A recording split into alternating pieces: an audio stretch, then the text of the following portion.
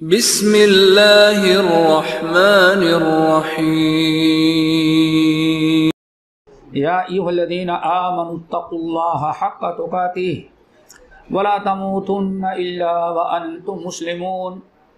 या अय्युहन्नासुत्तक़ू रब्बकुमुल्लज़ी ख़लक़कुम मिन नफ्सिन वाहिदा व ख़लक़ मिनहा ज़ौजहा व बस्स मिनहुमा रिजालन कसीरन व निसाआ वत्तक़ुल्लाहल्लज़ी तशाअलून बिही वल अर्हाम इन्नल्लाहा काना अलैकुम रक़ीबा। या अय्युहल्लज़ीना आमनुत्तक़ुल्लाहा वक़ूलू क़ौलन सदीदा युस्लिह लकुम अअमालकुम व यग़फिर लकुम ज़ुनूबकुम व मन युतिइल्लाहा व रसूलहु फ़क़द फ़ाज़ फ़ौज़न अज़ीमा। अम्मा बअद फ़इन्न ख़ैरल हदीस किताबुल्लाह व खैरल हदी हदी मुहम्मदिन सल्लल्लाहु अलैहि वसल्लम व शर्रल उमूरि मुहदसातुहा व कुल्ल मुहदसतिन बिदअह व कुल्ल बिदअतिन ज़लालह व कुल्ल ज़लालतिन फिन्नार। फ़अऊज़ु बिल्लाहिश समीइल अलीम मिनश शैतानिर रजीम। बिस्मिल्लाहिर रहमानिर रहीम। व ज़क्किरहुम बिअय्यामिल्लाह इन्न फ़ी ज़ालिका लआयातिन लिकुल्लि सब्बारिन शकूर। सदर इजलास हमारे मोहतरम अमीर जमीयत, तमाम उलमाए किराम, मुअज़्ज़ज़ सामीईन, नौजवान साथियों, प्यारे बच्चों, इस्लामी माओं और बहनों, जैसे कि इश्तिहार से आप हज़रात ने आज जिस मौजू पर कुछ गुफ्तगू करनी है, इश्तिहार से आपके इल्म में बात आ गई है और लोगों के दिमाग में रहा कि कुछ गुफ्तगू जो होगी शेखुल इस्लाम मौलाना सनाउल्लाह अमरशरी रहमतुल्लाह अलैह के मुताल्लिक़। और अल्लाह रब्बुल आलमीन ने हमें किताबुल्लाह और नबी अलैहिस्सलातु सुन्नत रसूल में हमें इसकी रहनुमाई की गई है कि हमेशा नेक लोगों का तज़किरा हो, उनके हालात बयान किए जाएं, उनके अच्छे बुरे जो औकात उन पर गुजरे हैं वो उनके कारनामे को सराहा जाए, और इसी तरह से फुज्जार का भी तज़किरा आए। बुरे लोग जो तरह तरह की बुराइयां करके दुनिया से गए हैं और तरह तरह से दुनिया में फसाद बिगाड़ पैदा किया, उनका भी तज़किरा होना चाहिए। मकसद सिर्फ ये कि नेक लोगों की दास्तानें सुनें और अपने अंदर वो खूबियाँ और जौहर पैदा करने की कोशिश करें जो नेक लोगों के अंदर पाई जाती है थी। और अशरार का भी तज़किरा आना चाहिए और इस नियत से सुने, इस इरादे से कि आखिर वो दुनिया के अंदर किस कदर अल्लाह ताला के अज़ाब, कहर, गज़ब, लानत के मुस्तहिक हुए और खसरत दुनिया व आखिरत के मिस्ताक बन गए। इसीलिए हमारे बहुत सारे सलफ कहते थे नेक लोगों का तज़किरा ये भी क्या है, किस्म की का एक ही इबादत है, एक नेक आमाल में शुमार होता है। तो आज इस मजलिस में जो तज़किरा होगा उसी की मुनासबत से मैंने सूरह इब्राहिम की आयत तिलावत की जिसमें रब्बुल आलमीन ने इरशाद फरमाया वज़क्किरहुम बिअय्यामिल्लाह। हमारे नबी आप इनको नसीहत करें। अल्लाह है वज़क्किरहुम बिअय्यामिल्लाह, आप इन लोगों को याद कराएं, नसीहत करें अय्यामुल्लाह सुना करके। अय्यामुल्लाह क्या है? अल्लाह के नेक बंदे और अल्लाह रब्बुल आलमीन के नेक बंदों के नजात, कामयाबी का तज़किरा करें। और इसी तरह से अल्लाह बुरे लोगों पर नाफरमान, उनके ऊपर अल्लाह ताला का अज़ाब, अल्लाह की पकड़ कैसे आई उसका भी तज़किरा करें। इन्न फ़ी ज़ालिका लआयातिन लिकुल्लि सब्बारिन शकूर। इन्न फ़ी ज़ालिका लआयातिन लिकुल्लि सब्बारिन शकूर, इनकी दास्तानों में सब्र करने वाले और शुक्र करने वाले दोनों के लिए बड़ी रहनुमाई और बड़ी इबादत और नसीहत है। अल्लाह रब्बुल आलमीन ने कुरान मजीद में बड़े बड़े अच्छे बुरे हर लोगों का तस्करा करने के बाद हमें फरमाया इन्न फी ज़ालिका लइब्रा, इनके अंदर बड़ी इबरतें और नसीहतें हैं। तो दोस्तों, हमें चाहिए कि अच्छे लोगों के हालात सुने और उनसे इबरत और नसीहत हासिल करें। हमारे अहबाब ने और आपके भी अहबाब हैं जिन लोगों ने आज के लिए टॉपिक मुंतखब किया है, अल्लाह उन्हें जज़ाए खैर दे और हम सबको मकसद कामयाब बनाए। शेखुल इस्लाम मौलाना सनाउल्लाह अमृतसरी, इनके हालात इतने तवील हैं कि एक मजलिस में बयान कर देना, पूरा कर देना बहुत ही नामुमकिन है। आज से तकरीबन 2 साल कबल कुछ कम बेश मदरसा अमरिया एक चलता इंटरनेशनल मदरसा अमरिया, ये यूके से हेड ऑफिस उसका है, उन लोगों ने हमें बुलाया और तकरीबन यही टॉपिक दिया, सीरत शेखुल इस्लाम मौलाना सनाउल्लाह अमृतसरी। तकरीबन 2 घंटे का बयान उसमें मौजूद है और नेट पर आप लोग तो उसके कीड़े होंगे ढूंढने वाले, सारे मरे हुए मुर्दे उखड़ लेते होंगे, सब आप लोग निकाल लेंगे। हमको तो नहीं आता लेकिन आप लोग सब निकाल लेंगे। तो अगर उसको भी इससे मिला लेंगे तो बहुत ही खैर और बरकत होगी। और हमें याद पड़ा, आज हमें बात याद आई, कहते हैं बॉम्बे टीवी स्टेशन, टीवी नहीं रेडियो स्टेशन, जब ये कायम हुआ तो उसके कुछ दिनों के बाद तकरीबन में कम से कम 50 साल पहले की बात है, अल्लामा अब्दुल हमीद रहमानी रहमतुल्लाह अलैह आपके इसी शहर बॉम्बे से रेडियो टीवी स्टेशन पर से रेडियो से शेखुल इस्लाम मौलाना सनाउल्लाह अमृतसरी रहमतुल्लाह तारुफ करवाया था। तो हमारे बहुत सारे अहबाब और अकारिब, जिससे हमारे बड़े भाई भी थे मौलाना अबुल हसन, उन लोगों ने सुना था, हमारे बिल्कुल वही पहली दूसरी जमात का था, तो बहुत ही मुतासिर हुए थे कि मौलाना सनाउल्लाह अमृतसरी रहमतुल्लाह अलैह का तारुफ अरसे दराज के बाद पहली मरतबा अल्लामा अब्दुल हमीद रहमानी रहमहुल्लाह बॉम्बे रेडियो स्टेशन पर कराया है और बड़ी लंबी तकरीर थी। हो सकता है कहीं महफूज वो मिल जाए तो उसको भी निकाल के सुनेंगे तो इंशाअल्लाह बड़ी मालूमात हो जाएगी। हम बड़े इख्तिसार के साथ, क्योंकि मैंने कहा दोस्तों एक महफिल में नामुमकिन है, हालांकि जिस दिन हमारे भाई ने बताया कहा जितना चाहे बोलते रहें और इश्तिहार में लिख दिया 1.5 घंटा इश्तिहार में लिख दिया 1 घंटा 1.5 घंटा और हमसे वादा किया कि पूरा बोलते जाए सुबह तक। तो मैं उसी हिसाब में था सुबह तक, लेकिन फिर जब आज असर के बाद हमें इश्तिहार मिला तो मैंने कुछ चंद बातें मुलखस की हैं और आप लोगों के सामने वही रखूँगा। उम्मीद है कि गौर से सुनेंगे और मौलाना के हक में दुआए मग़फ़िरत हम सब के रूहानी बाप थे, सबके रूहानी बाप थे। और यही क्या कम है कि टाइम होता तो बताते, अरब और अजम जामे अदहर से लेकर के दिल्ली के जामे मस्जिद और दारुल हदीस रहमानिया तक ऐसे सैकड़ों उलमा मिले हैं जिन्होंने कहा कि बर्रे सगीर नहीं, पूरे अरब और अजम में अगर इस जमाने में इस्लाम का सबसे बड़ा मुजाहिद है तो सनाउल्लाह अमृतसरी है। ये है, सिर्फ हिंदुस्तान की नहीं। और ताज्जुब करेंगे, ये चीज तस्लीम करने वाले अपने भी हैं और दूसरे भी हैं। और मुस्लिम भी हैं और गैर मुस्लिम भी हैं जिन्होंने एतराफ़ किया।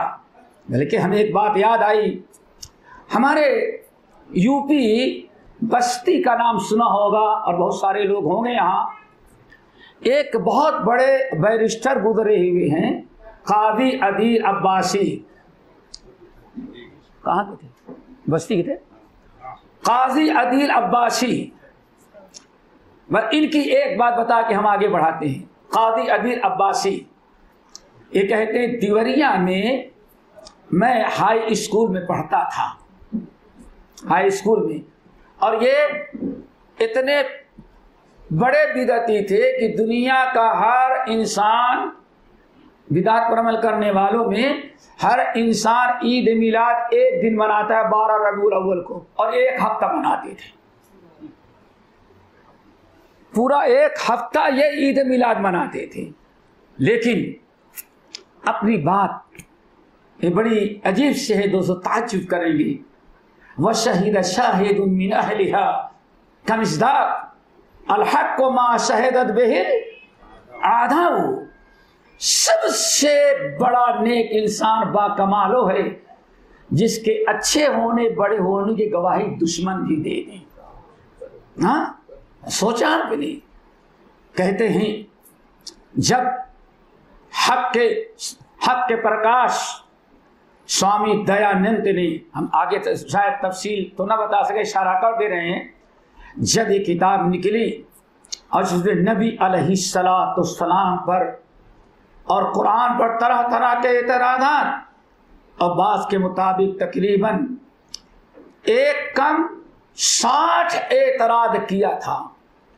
कहते हैं दाएं तरफ कॉलेज में बीच पर बैठता, दाएं तरफ हिंदू बैठा है, बाएं तरफ क्रिश्चियन बैठा हुआ है, बाएं तरफ बुद्धिस्ट बैठा हुआ है। कहा कि मेरा जीना मुश्किल कर दिया था हाई स्कूल। सुबह घर से निकले तो सोचते थे कहीं कुछ ऐसा हादसा हो जाए कि मैं न जा सकूं। वजह क्या है? कहा जैसे स्कूल में दाखिल होते, अबे मुसले, ए देख तेरा नबी कैसा है, तेरे रसूल कैसे हैं, तेरा दीन कैसे है। जरा सोचे 60 घिनौने एतराज़ात। कहते हम लोग सोचते थे कि अल्लाह कोई ऐसा वक्त लाए कि सुकून से क्लास अटेंड तो कर लें। कहते हैं घर से निकलता दिवरिया में, और स्कूल जाते हुए ऐसे टेबल पर खड़ा गैर मुस्लिम, आर्या समाज या ईसाई शेख ऐसे झंडा लहराता था। ये लोग कहाँ जा रहे हो, पहले सुनो अपना दीन समझो, बेद रंगीला सुन लो, देखो जाए, अल्लाह अकबर। ये 2 किताबें थी, एक रंगी रसूल और दूसरे हक के प्रकाश, सत्यारथ प्रकाश, समझ गए ना। ये 2 किताबें थी। कहते हैं अल्लाह अकबर। काजी अदील कहते हैं बचपना था, हिम्मत नहीं पड़ती थी, ये समझ चुके थे कि अब इस्लाम दुनिया से ख़त्म हो गया था। एक दिन नाश्ता करके जा रहे थे, स्कूल के करीब पहुंच रहे थे, हाई स्कूल के करीब, तो देखा कि एक इंसान मौलाना सनाउल्लाह अमृतसरी रहमतुल्लाह अलैह ने उसके जवाब में जो किताब लिखी वो लेके खड़ा था। कहा ये पढ़ो, ये पढ़ो। कहा कि उस एक किताब ने जब हमने पढ़ा और पैसा इकट्ठा के खरीदा तो पूरे हाई स्कूल के ईसाइयों को, हिंदुओं को, आर्य समाजियों को, अब तुम्हारा दम है तो इस किताब का जवाब दो। कहते उस किताब ने ऐसी हालत पैदा कर दी। आगे लिखते हैं हमारा ईमान बचा। और एक बड़ी बात जो बताना चाहे दोस्तों, ये कहते अल्लाह की कसम, जिस दिन से मौलाना ने ये किताब लिखी उस दिन से लेकर क़यामत के सुबह तक इस बर्रे सगीर में हर मुसलमान को जो कलमा और इस्लाम नसीब है वो वहाबी मौलवी सनाउल्लाह अमृतसरी की बरकत से है। ये है मेरे भाई इनकी जान, इनकी कैफियत और इनका मकाम मर्तबा। बहरहाल बहुत सारी चीज़ें हैं। इनकी वलाद एक कश्मीरी पंडित हैं। कौन है भाई?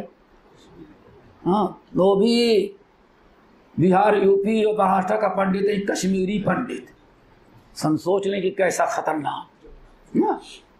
कश्मीर के करीब कभी कोई साथी गए होंगे, कुछ आगे बढ़ें तो एक इस्लामाबाद आता है, बिल्कुल माशाअल्लाह ये चेहलम नदी के किनारे, बल्कि आप मस्जिद में बैठ करके नदी में वजू कर लें, पानी की कोई ज़रूरत नहीं, सिंजा भी करे तो पानी की कोई ज़रूरत नहीं है, ऐसे बराबर है।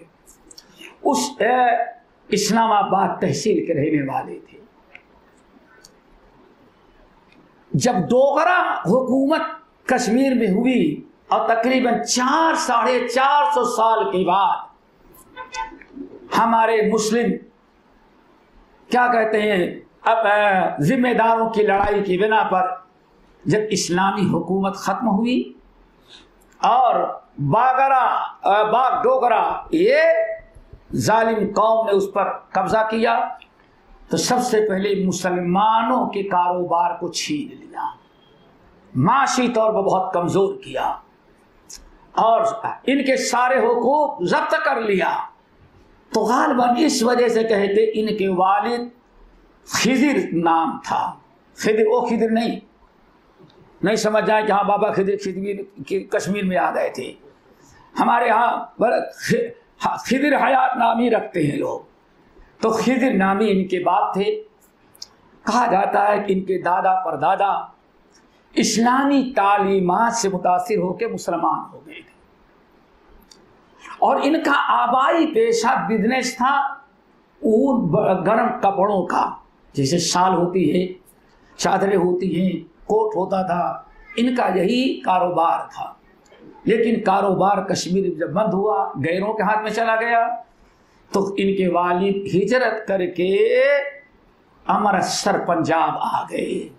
उस वक्त पंजाब एक अलग मुल्क समझा जाता रहा, कश्मीर से पंजाब आ गए। तकरीबन जब हिजरत करके आए तो 1868 में, समझ रहे हैं ना, 1868 में इनकी वलादत हुई 1868 में। जब इनकी वलादत 1868 में हुई तो इनके वालिद ने इनका नाम सनाउल्लाह रखा, दूसरा बेटा था उसका नाम इब्राहिम रखा। तकरीबन अभी 7 साल की उम्र थी। यही देखे जब अल्लाह ताला कैसे चुनता है कि देखो 7 साल की उम्र में, अभी सिर्फ 7 साल के बच्चे थे, वालिद साहब को उनकी ज़िंदगी खत्म हुई, अल्लाह ने उनको उठा लिया। अब यतीमी की ज़िंदगी, एक तो सारी चीज़ें इस्लामाबाद श्रीनगर में छोड़ के आए थे और यहाँ अभी कारोबार सेट हो रहा था, उसमें अल्लाह ने वालिद को उठा दिया। जब वालिद निकाल कर गए तो इनके ताया थे, उन्होंने कुछ देखभाल शुरू की। चंद महीनों के बाद ताया का भी इंतकाल हुआ। अब इनकी माँ बेचारी, इनका खिलाना पिलाना, और माँ दीनदार थी। अगर माँ दीनदार हो तो बच्चों के भी दीनदार होने का बड़ा चांस होता है।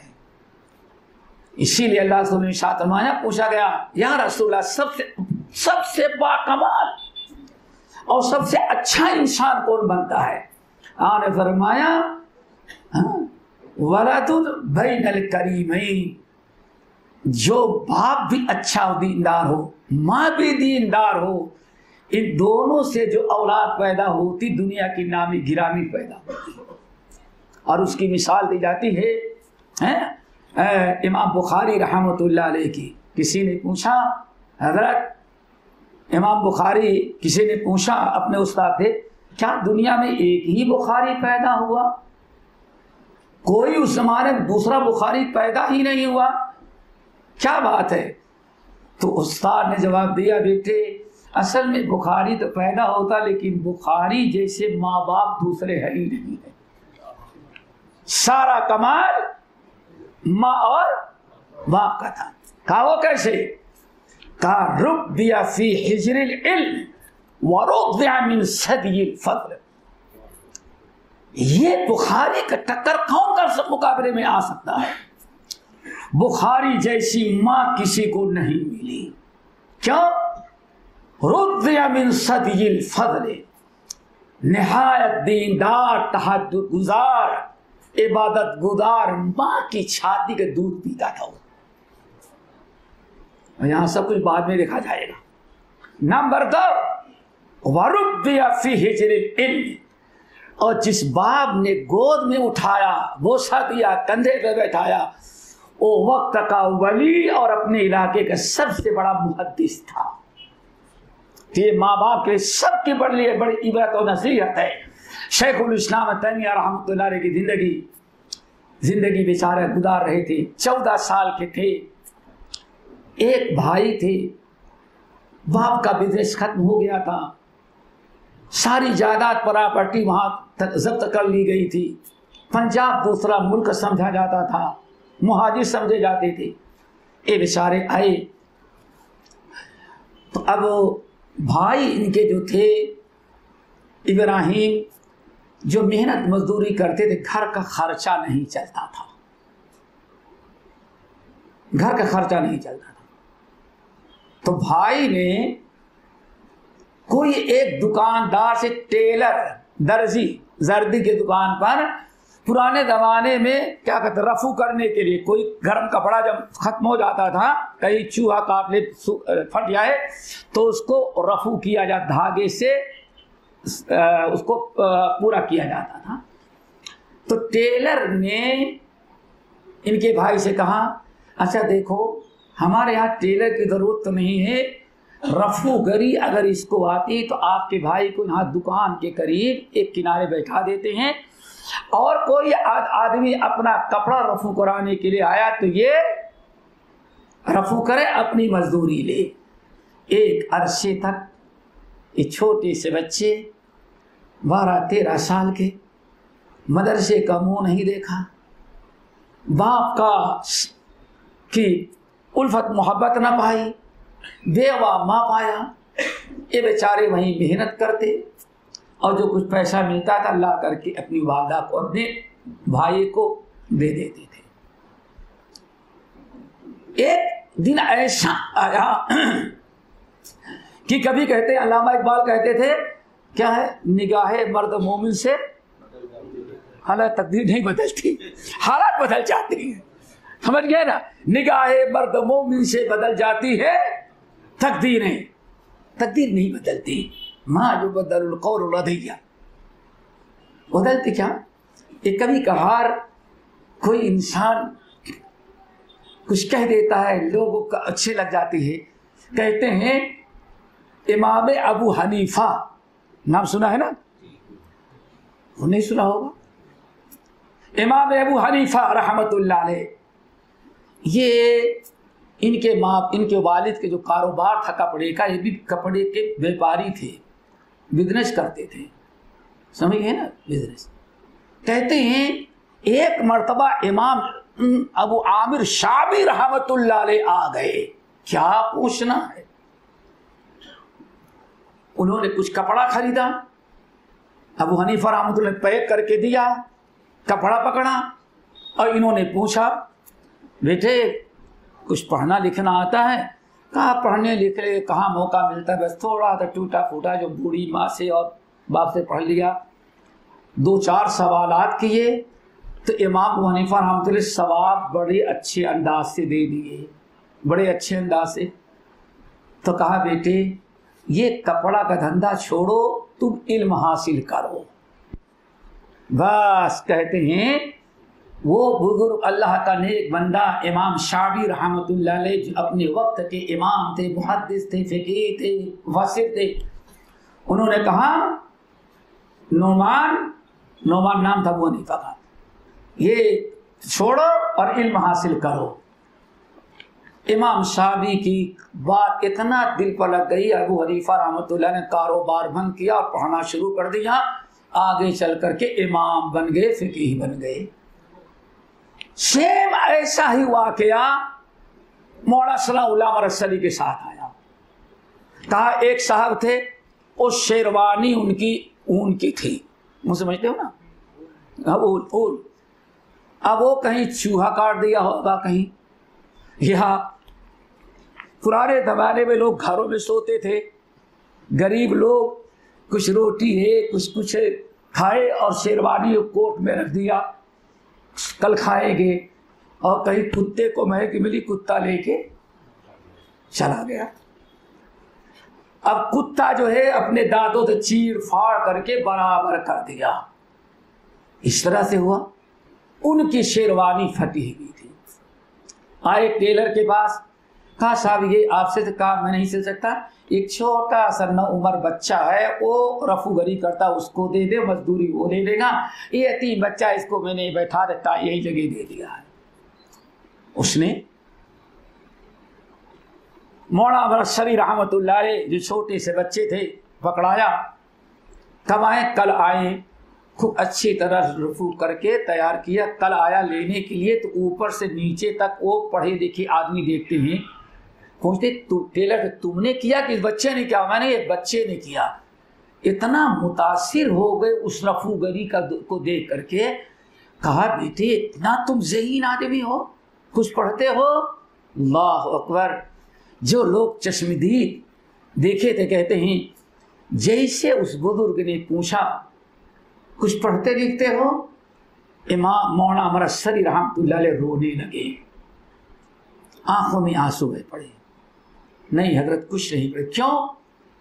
बेवामा थी, वो भी खत्म हो गई, एक भाई है, आमदनी से पूरा घर चलता नहीं, बाप को अल्लाह ने पहले उठा लिया, यही रफूगरी करता हूँ, इसी के जो कुछ मिलता है ले जा करके घर देते, इसी दोनों भाई इस तरह से करते तो घर चलता है। कहा बेटे इसकी परवाह न करो, तुम पढ़ना सीख जाओ, तुम बहुत ही जहील लग रहे हो, बड़े काम के हो, अगर तुम पढ़ लोगे तो इससे बड़ा काम तुम करोगे। बस बात जो दिल से निकलती है असर रखती है, पर नहीं ताकत परवाज मगर रखती है। इमाम इमाम ज़हबी रहमतुल्लाह अलैह बास सलफ का कौल तज़किरतुल हुफ़ाज़ के अंदर नकल करते हैं, इज़ा ख़रजल कलाम मिनल क़ल्बि दख़लल उज़्न बिग़ैरि इज़्नि। जब कोई मर्द मोमिन दिल से इखलास के साथ कोई बात कहता है तो सुनने वाला ना भी चाहे तो कानों का पर्दा फाड़ते हुए दिल में जगह बना लेती बात। क्यों? इखलास में पावर है। उस बुजुर्ग आदमी से क्या लेना देना था, सिर्फ इमाम मौलाना अमरशरी की सलाहियत को देख करके उसने समझ लिया, कहा कि अगर ये बच्चा पढ़ेगा तो बहुत कामयाब होगा। यहाँ से उस बुजुर्ग के दिलबाल में उतर गई। अब वो रफूगरी छोड़ दे तो घर का खर्चा कैसे चले, और रफूगरी करें तो पढ़ाई कैसे हो। तो उन्होंने किया ये कि एक काम करते जब समझते इतना आज काम हो गया है तो चले जाते पढ़ने के लिए। पढ़ने के लिए कहाँ गए? अल्लाह ने भेजा तो एक ऐसे आलिम दीन जो बड़े बड़े आइमे मुज्तहिदीन का उस जमाने का बहुत बड़ा आलिम था, मौलाना अहमदुल्लाह साहब अमरशरी रहमतुल्लाह अलैह। मौलाना अहमदुल्लाह अमरशरी रहमतुल्लाह अलैह ये बड़े बड़े मुहद्दिसीन के शागिर्द थे, और यही पहले इंसान हैं जिन्होंने अमृतसर के अंदर मुबारक मस्जिद बनाई जो आज तक मौजूद है। मुबारक मस्जिद तामीर की, और उसी मस्जिद में इन्होंने मदरसा कायम किया। और एक चीज़ और बताएं, यही मौलाना अहमदुल्लाह साहब रहमतुल्लाह अलैह पहले आलिम है बर्रे सगीर में जिन्होंने मस्जिदों में असर, मगरिब या इशा और फजर में दर्स कुरान और दर्स हदीस का सिलसिला जिसने जारी किया ये है मौलाना अहमदुल्लाह अमरशरी। और इनके दर्स कुरान का बहुत ही फायदा हुआ। मौलाना अमरशरी उसी जगह उन्हीं के यहाँ आके जाते, उनसे बैठते और पढ़ करके जाते, रफूगरी करते रहते, अपना सबक भी याद करते रहते। इस तरह से मजदूरी की और मजदूरी के साथ साथ पढ़ने लगे। पढ़ते पढ़ते अल्हम्दुलिल्लाह मौलाना अमरशरी रहमतुल्लाह अलैह ने भी इनके शौक, इनके जज्बे को देख करके किसी वक्त इनको टाइम मिले जाए तो उनको तालीम देते थे, पढ़ाने लगते। इस असना में 2-3 वाक़े बड़े अहम पेश आए, जिसकी बिना पर मौलाना अमर अरसली का उरूज शुरू हुआ। एक तो ये हुआ कि एक दिन मौलाना अमर अरसली रहमतुल्लाह अलैह ऐसे अपना नमाज पढ़े, कुछ सबक याद करते हुए रास्ता गुजर रहे थे, तो जेम्स एक बहुत बड़ा पादरी था और इसको स्पेशल तौर पर यूके से लाया गया था, लंदन से, हिंदुस्तानी मुसलमानों को ईसाई बनाने के लिए। क्योंकि उस वक्त बेइंतहा मुसलमानों की तादाद पंजाब में थी, तो पंजाब में इसने अपना डेरा जमाया। और एक दिन मौलाना अमर अरसली जा रहे थे तो रास्ते में देखा कि वो एक टेबल पर खड़ा और ललकार रहा है, हज़रत ईसा अलैहिस्सलाम की फ़ज़ाइल बयान कर रहा है।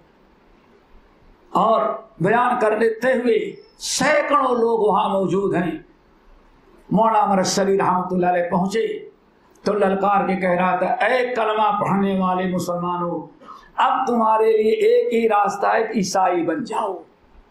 क्यों? हज़रत ईसा अल्लाह के बेटे हैं और अल्लाह के बेटे होने के हमने सारे दलाइल तुम्हारे लिए पेश कर दिए। अब अगर जिंदा रहना है तो तुम ईसाई बन जाओ। अब बहुत सारे लोग हैं, कुछ नहीं बोलते। मौलाना अमर अरसली खड़े थे, जब बात मुकम्मल कर लिया उसने तो ललकारता है, किसी के माँ ने दूध पिलाया जो हमारे सवालों का जवाब दे।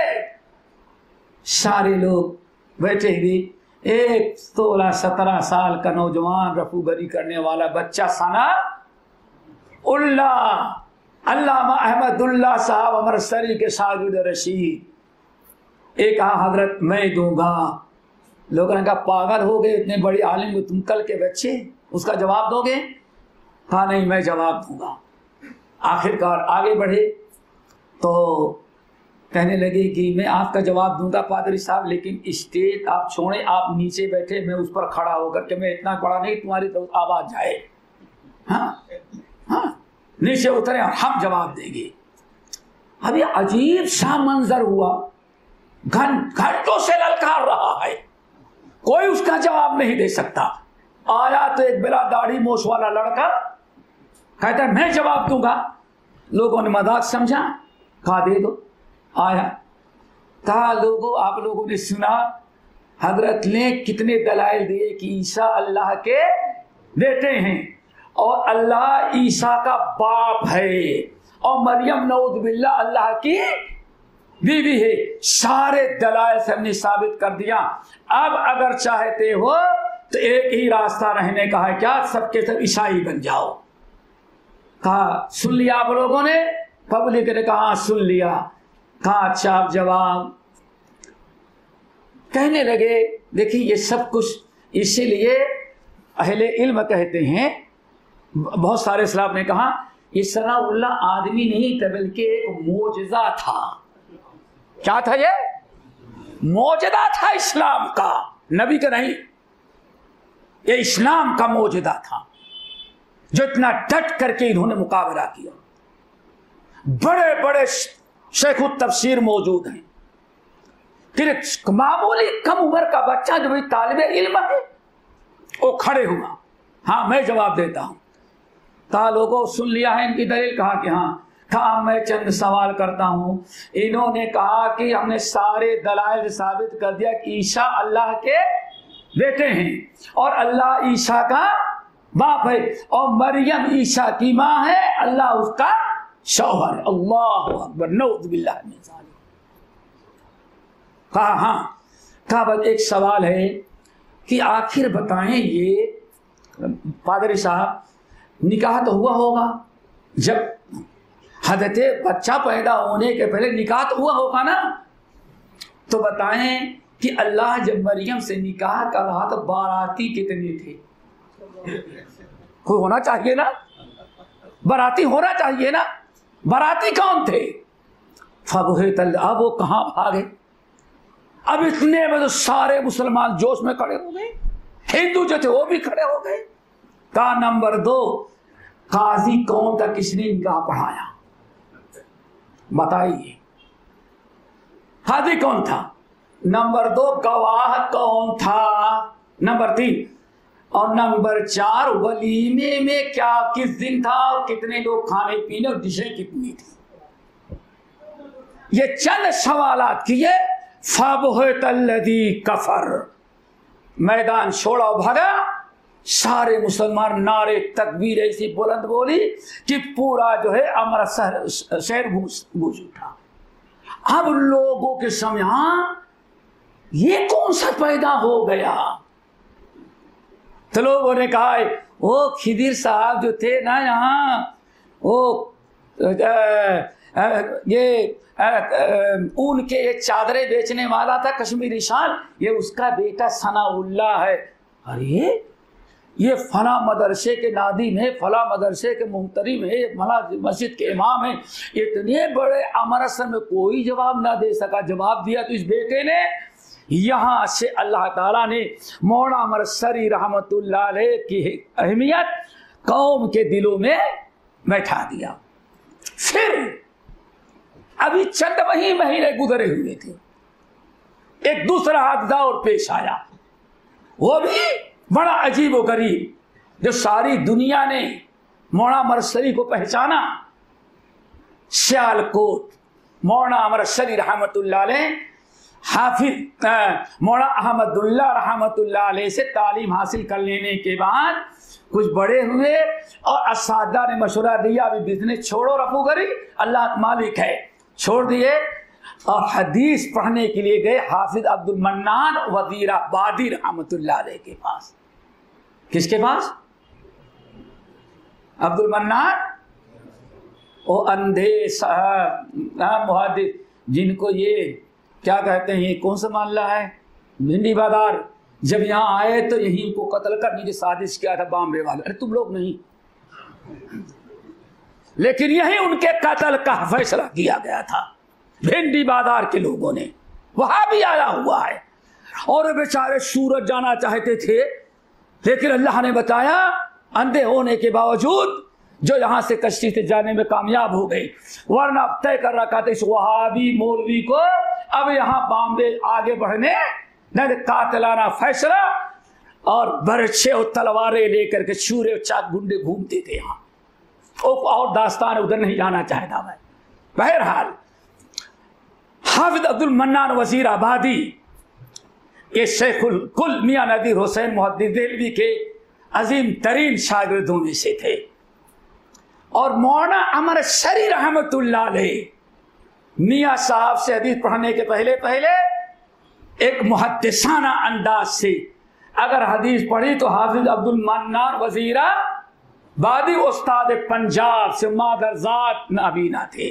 इनकी बड़ी दास्तान है, लेकिन एक चीज बता के खत्म करते हैं, इनको मौलाना सनाउल्लाह अमृतसरी जैसे शागिर्द पर कितना फख्र था, और सिर्फ ये जाहिर करने के लिए कि सनाउल्लाह क्या है, क्या वो सिर्फ आलिम नहीं है, पता नहीं अल्लाह ने क्या क्या हुनर उसके अंदर रखा था। पंजाब के अंदर कॉन्फ्रेंस हो रही थी और हाफिज अब्दुल मन्नान वजीराबादी को उस्ताद पंजाब कहा जाता था। कहते हैं कॉन्फ्रेंस में बहुत सारे मुकर्रिरीन थे, सब ने तकरीरें की। हाफिज अब्दुल मन्नान की सदारत में जलसा था। आखिर में उनको कुछ अंधे तो थे ही, कुछ इस तरह से सदारती कलमात कहने की ताकीद की गई, मशवरा दिया गया। उठे खड़े हुए हाफिज अब्दुल मन्नान वजीराबादी, दुआ करो ऐसे ही उस्ताद और शागिर्दी में आज भी मोहब्बत और उल्फत पैदा कर दे, एक दूसरे के मकाम को पहचाने। जब इख्तिताम पर खड़े हुए तो सब लोग थे, किसी ने पूछा वजीराबादी से, आप बता सकते हैं कि ज़िंदगी में जन्नत के लिए, अल्लाह की रिदा के लिए, नजात के लिए, रफ़े दर्जात के लिए सबसे बड़ा अमल आपने क्या किया है? हजारों आलिम पैदा हुए, आपने इतना इल्म में बहुत आप बताएं सबसे बड़ा अमल आपने अपने अब आपकी नजर में आपने जिंदगी में क्या किया है अल्लाह ताला के लिए? मौलाना हाफिज अब्दुल मन्नान वजीर आबादी अभी मौलाना सनाउल्लाह मरसली तकरीर करके बैठे थे। मौलवी सनाउल्लाह आओ, आ गए तो हाथ पकड़ा, देख रहे हो? कहा कि हाँ। कहा जब क़यामत के दिन अल्लाह ताला के सामने अब्दुल मन्नान पेश होगा, अल्लाह पूछेगा कि अब्दुल मन्नान तुमने मेरे लिए सबसे बड़ी चीज़ क्या तुम मेरे लिए कर आए हो?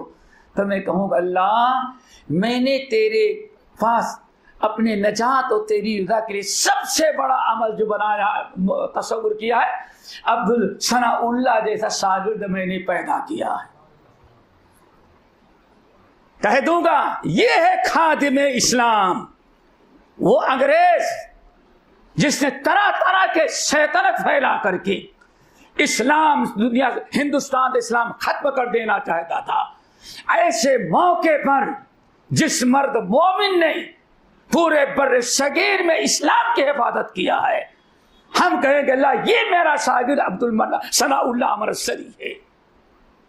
इससे अंदाजा लगाए कि उलमा की निगाह में इनका क्या मकाम था। बहरहाल गए, जो बताना चाहता तो ये वहाँ इत्तेफाकन ऐसे ही गए थे उस्ताद से मिलने के लिए। सियालकोट में अंजुमन इस्लाम, मुसलमानों ने एक अंजुमन कायम की थी। तो कुछ लोग क्या होते हैं, मिस्टर टाइप के होते हैं। क्या? मिस्टर और बर्दर टाइप की। इल्म कुछ नहीं हासिल करेंगे, फार्मूले बड़े बड़े तैयार करेंगे। तो ऐसे इन लोगों ने, ये मौलवी क्या काम करता है, वो मौलवी, इन लोगों को क्या है, चंदा वसूलने, मर्दा कायम करने, इसके अलावा आता क्या है। यह नजरिया बहुत पुराना है। तो कुछ लोगों ने कहा हम अंजुमन इस्लाम कायम करेंगे और उसके जरिए हम माहौल को साजगार बनाएंगे। सालाना जलसा था और जलसे में अपने मौलवियों को बुलाया, पंडितों को भी बुलाया, क्रिश्चियन को भी बुलाया और साधुओं को भी बुलाया। क्या हम बताएंगे कि हमारा इस्लाम क्या है और खाने पार्टी करेंगे, उससे आपस में एक दूसरे से मोहब्बत पैदा होगी, फिर हमारे बन जाएंगे, तब इस्लाम सिखाएंगे। ये फार्मूला वाले खड़े थे वहां, बुला लिया। उनके मोल्लाओं जितने मिस्टर ब्रदर सिस्टर थे तकरीर किए, बड़ी धुआंधार। और आखिर में क्या कहा मालूम है शेख, अगर किसी गैर मुस्लिम भाई को कुछ कहना हो तो हमारे यहाँ खुली इजाजत है, स्टेज उनके लिए हवाले हैं। अब एक ईसाई आया, उसने आने के बाद खूब धुलाई की। इस्लाम ये कहता दुनिया पर 50 एतराज कर डाला सालिम। ये है हम सबको लेके चलने वाला भूत जो सवार है यहाँ तो भर जाता है ना, हम सबको ले, ये है अंजाम। अब अच्छा लग रहा है, गालियां दे रहा है, इस्लाम 50 एतराज कीड़ा निकाल रहा है। अच्छा वो बैठा, सनातन धार्मिक आया, उसने और ओवर कर दिया और उसने वैसे ही। अब अरे इनका जवाब कौन दे, इसे सारा माहौल खराब, ये तो इस्लाम को बदनाम कर रहा है। फला इमाम के मस्जिद को बुला कर दिलाओ। नहीं भाई, हमसे पूछ के तुमने किया था, मैं उसका जिम्मेदार नहीं। अब कहाँ जाए?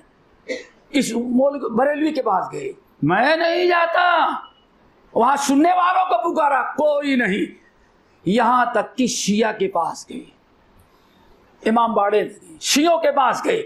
अरे भाई आप तो आले रसूल वाले हैं, रसूल की इतनी तौहीन की आए, अब अपने हुब्बे रसूल दिखाए आप आले रसूल। नहीं भाई ये मुझसे नहीं हो सकता। अब ऐसा माहौल खराब, अंजुमन हिमायत इस्लाम हो और यहाँ इस्लाम के सारा कुफ्र गालिब आया। अब परेशान, और वो एक तरफ से क्रिश्चियन ललका रहा है, दूसरे तरफ सनातन धार्मिक साधु, आप जवाब दो हमको। उसमें कोई ऐसे शरीफ अकलमंद इंसान था, कहा हमने सुना है, कल कोई बता रहा था कि मौलवी सनाउल्लाह अमृतसरी आए हैं वजीराबाद, यहाँ एक जगह ठहरे हुए हैं, उनको बुला करके लाओ। कहाँ टू व्हीलर और फोर व्हीलर तो था नहीं, न हेलीकॉप्टर था, है साइकिल और बैलगाड़ी से लोग दौड़े बुला करके लाओ, कहा इनको रोके रखो और बुलाते हैं। मौलाना सनाउल्लाह अमृतसरी के पास कहा साहब दौड़ के चले, ऐसा ऐसा मामला हो गया है, देवबंदी भी परेशान, तबलीगी भी परेशान, बरेलवी भी परेशान, सुन्नी भी परेशान, शिया भी परेशान, अब वहाबी ही काम आएगा। अब काम कौन आएगा? सिर्फ वहाबी काम आएगा। आए आप। मौलाना अमृतसरी शेर थे, शेर पंजाब कहा जाता था, उनका लकब क्या पड़ गया? शेर पंजाब। शेर के दहाड़ते हुए आए, खड़े हुए, कहा करो एतराज। एक ने एतराज किया, 10 जवाब दिया। फबुहितल्लज़ी कफर का मिज़दाक कम वक्त हुआ। ईसाई खड़ा हुआ, उसको मुंह तोड़ जवाब दिया। तीसरा खड़ा हुआ, तकरीबन 15 मिनट सबको खत्म कर दिया। अब वो मुसलमान जोश में आए, नारे तकबीर, इस्लाम जिंदाबाद। अब सब चले गए। अब पूरा मजमा जो है वो सबके पीरो मुर्शिद उस्ताद कौन बन गए? सनाउल्लाह अमृतसरी रहमतुल्लाह अलैह। क्या इतने बड़े शहर सियालकोट में कोई गलमा को नहीं था जो इस्लाम की हिमायत करता? सब थे, लेकिन अल्लाह सबसे काम नहीं लेता, किसी खुशनसीब से काम लेता है। इसीलिए दोस्तों, शिर्क बिदात से बचा करके, अगर अल्लाह ने आपको शिर्क बिदात के मिटाने के लिए मुंतखब किया है तो इस पर अल्लाह ताला का शुक्र अदा करो।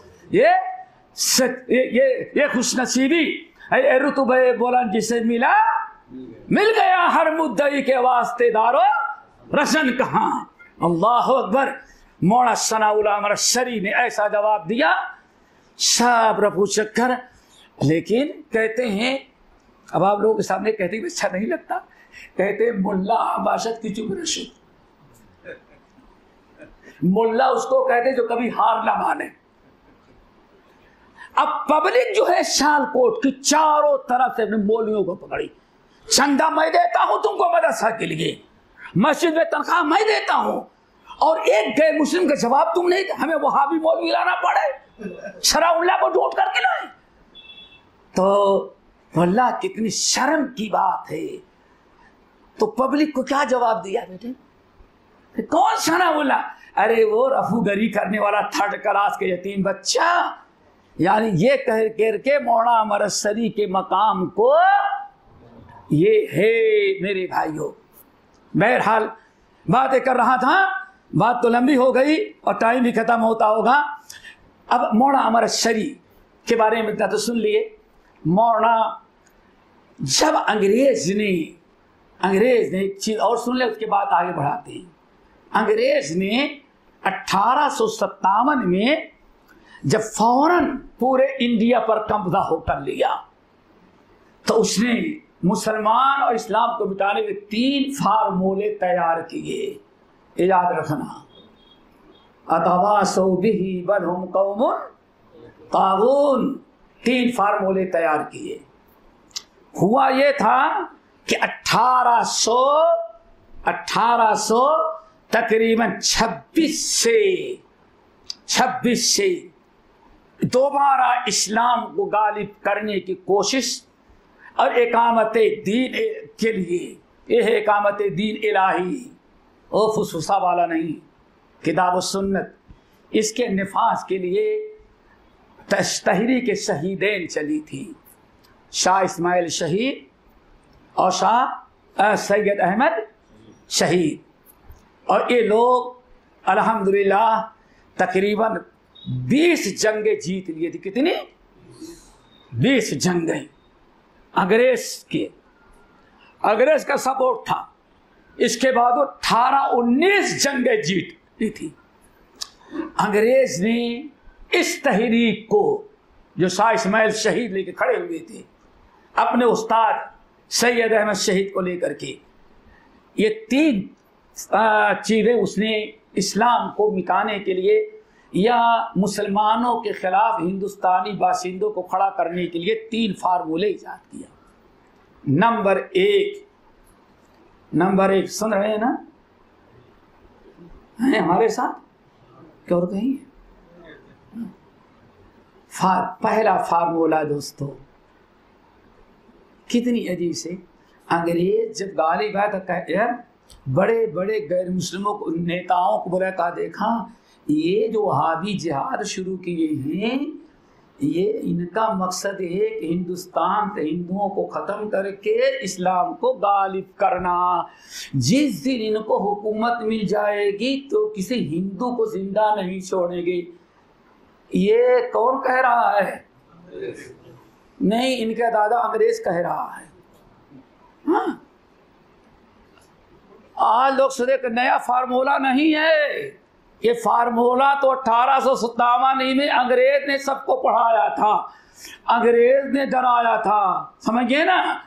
और सोचिए, फौज उनकी हो, सारी कुर्सियां उनकी हो, मुल्क सारे सब कुछ हो, मेजॉरिटी उनकी हो, फिर भी निहत्थे लोगों से डराने के क्या मकसद है भाई? सब सियासत है अंग्रेज ने। इसीलिए मैंने कहा तवासौ बिही बल हुम कौमुन तागून। ये जो कुछ कह रहे हैं मालूम पड़ता है कि इनके दादा परदादा अंग्रेज ने इनको पहले ही सिखाया था। ये पहली तहरीक थी, तहरीक है शहीदैन। और किताब और सुन्नत दोबारा इस्लाम लाने में सबसे बड़ा पहला फार्मूला जो इख्तियार किया अंग्रेज ने, ताकि इसके जरिए हिंदू मुस्लिम का चक्कर चला करके इसको हमको लड़ा, ये लड़ते रहें और हम आराम के साथ हुकूमत करते रहें। अल्लाह अकबर। एक ये। नंबर 2, दूसरा फार्मूला, उसने मिर्जा गुलाम अहमद को तैयार किया। कादियानी, पूरी तारीख आप पढ़ डालें, पूरी तारीख आप पढ़ डालें। एक एक चीज अंग्रेज ने उसको दिया। अंग्रेज ने मिर्जा गुलाम अहमद कादियानी को सिर्फ इस्लाम मुसलमानों में इख्तलाफ पैदा करने के लिए। और पहले उस वक्त मुजद्दिद बना, राइटर बना, सहाफ़ी, फिर मुजद्दिद बना। मुजद्दिद के बाद हज़रत ईसा बना, समझ गए ना, हज़रत ईसा बना। उसके बाद सीधे आकर के अल्लाह ताला ने हमको नबी बनाया। एक फसाद उसने खड़ा किया कि अब मुसलमान इस आपस में लड़ते रहें। और एक दूसरा फार्मूला था। नंबर 3, आर्य समाज को उसने पैदा किया, स्वामी दयानंद को पैदा किया। ये 3 फार्मूले उसने अपनाया और सबका मकसद क्या था? मुसलमान को मिटाना, आपस में लड़ाना और आराम के साथ हुकूमत करना। लेकिन इसी हालत में अल्लाह रब्बुल आलमीन ने जब सबसे पहले तहरीक शहीदैन 1830-31 में जब शहीद कर दिया गया बालाकोट में, तो उसके बाद मौलाना विलायत अली और इनायत अली रहमहुल्लाह ने ये तकरीबन इस खानदान 100 साल तक तहरीक चले। कितना? 100 साल तक ये मुकाबला होता रहा। इधर जब स्वामी दयानंद आर्या समाज पैदा किया अंग्रेजों ने, उधर मिर्जा गुलाम अहमद कादियानी, तो सबसे पहले मिर्जा गुलाम अहमद कादियानी को जिस शख्स ने उनकी कमर तोड़ने की कोशिश किया वो थे मौलाना सनाउल्लाह मरसरी के बड़े उस्तादों में से शेखुल इस्लाम मोहम्मद हुसैन बटालवी रहमतुल्लाह अलैह, मुतवफ़ा तक 1919 ये 20 इन्होंने बराबर मुकाबला किया। लेकिन इनके बाद और इन्होंने मौलाना मोहम्मद हुसैन बटालवी रहमतुल्लाह ने एक फतावा मुरतब किया और पूरे हिंदुस्तान का दौरा करके उस वक्त 1.5 साल तक कभी पैदल है, कभी एक्के पर है, कभी तांगे पर है, कभी घोड़े का सवारी, पूरे बर्र सगीर का दौरा करके हर मकतबे फिक्र के उलमा से फतावा लिया कि ये उसका अकीदा है, क्या है, तो सब लोगों ने फतवा दिया अगर ये अकीदा है तो इस्लाम से वो काफिर मुर्तद है वो। और वही तहरीक जो चली थी आज तकरीबन देखें वो किताब छपी हुई है, कभी उसको पढ़ें और मुताला करें तब पता चलेगा कि हाँ ये अहले हदीस जमात ने, इनके उलमा ने कादियानियत के बातिल को मिटाने के लिए कितनी कोशिशें की। मौलाना सनाउल्लाह अमरशरी रहमतुल्लाह अलैह ने ये तमाम बातिल फिरकों के लिए तकरीबन एक अदद बताते हैं, ईसाइयत की रद में तकरीबन 6 किताबें लिखी। कितना? 6 किताबें ईसाइयों के रद में। नंबर 2 आर्य समाज के रद में 32 किताबें लिखी। कितनी? 32। नंबर 3 कादियानियत के तरदीद में 36 किताबें लिखी। कितनी? 36। हाँ 36 इतनी किताबें लिखी। बाकी और दूसरे फिरकों के बारे में तकरीबन बातिल का मुकाबला करते हुए 131 किताबें लिखी। कितनी किताबें? और बाज़ किताबें जो कई जिल्दों में है, बाज़ किताबें कई जिल्दों में है। इस तरह से काम शुरू किया। मौलाना अमरशरी रहमतुल्लाह अलैह ने हर एक का मुकाबला करते रहे, मुनाजरा करते रहे और इन बातिल फिरकों से तकरीबन 60 मुनाजरा किया। कितना? 60 मुनाजरा किया है हक को गालिब करने और बातिल को मिटाने के लिए। तकरीबन 60 मुनाजरा किया है और इसी मुनाजरा ही करते करते इसी मुरादाना कैफियत जो थी उसमें हमेशा मौलाना अमरशरी रहमतुल्लाह अलैह को कामयाबी होती रही। अब आए 2-1 मुनाजरे का तस्करा करते कैसे हुआ। नंबर 1 मिर्जा गुलाम अहमद कादियानी अपने अकीदे और अपनी खुराफात सारी चीज़ें बकता रहा। मौलाना मोहम्मद हुसैन बटालवी रहमतुल्लाह अलैह के बाद शेखुल इस्लाम मौलाना सनाउल्लाह अमरशरी रहमतुल्लाह अलैह बराबर उसका जवाब देते रहे, लड़ते रहे, मुकाबला करते रहे और 1-2 मुनाजरा नहीं, और जहाँ भी मुनाजरा हुआ मुनाजरे में वो शिकस्त खाता रहा। ये सब हो रहा था, लेकिन इस असना में एक बड़ा अजीब और गरीब हादसा और पेश आया है। वो भी हर मुनाजरे का तस्करा करेंगे तो मेरे ख्याल से बहुत मुश्किल होगा, लेकिन ये किताबों का नाम बताया, 2-1 मुनाजरा बताएंगे। 1926 के अंदर 1926 के अंदर जब मलिक अब्दुल अजीज रहमतुल्लाह अलैह ने आज के मलिक सलमान के वालिद और मोहम्मद बिन सलमान के दादा, जब इन्होंने हरमैन को 1926 में फतेह किया तो एक बड़ा अजीब सा इन्होंने रास्ता अपनाया।